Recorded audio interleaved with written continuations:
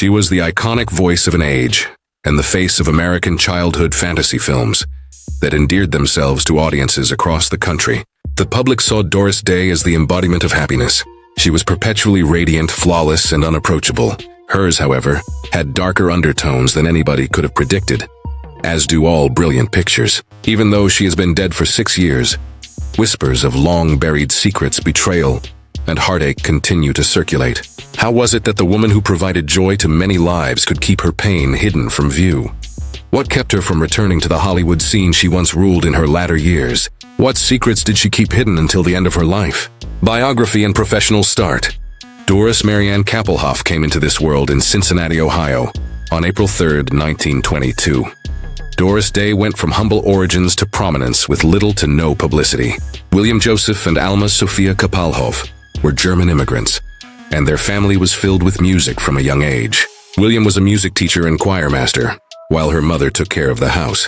Doris lost her older brother Richard when he was a baby, leaving her with only Paul as a live sibling. Doris had an aptitude for rhythm and acting from a young age.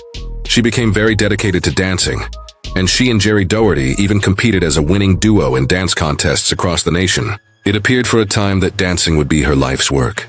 However, destiny intervened. Doris was 15 years old in 1937 when tragedy befell her on her way to a party. Her severely fractured leg was the result of the collision with a freight train. She lost all hope of ever making it as a professional dancer in an instant. During Doris's protracted recuperation, she came across the life-altering present. She hummed and sang along to the big band music and jazz vocalists that flooded the airwaves while she was bored at home. Particularly striking to her was Ella Fitzgerald's elegant use of phrase. As a means of exploring her abilities and developing vocal control, Doris began singing for herself. It didn't take long for her loved ones to notice the talent. What started out as a method to pass the time while I was healing became the foundation of a long-lasting profession. Shortly after, Doris began performing in her hometown. With Barney Rapp's band, she began singing when she was 17 years old. Rapp was the one who suggested she go by a nickname. Kappelhoff, in her opinion, was too lengthy to fit under a marquee. He asked Doris Marianne Kappelhoff to marry him after she sang a popular song at the time. And the result was Doris Day. Joining the legendary Les Brown and his band in the early 1940s was her big break. Doris recorded the hymn for returning ULAWRI veterans, Sentimental Journey with Brown, in 1945.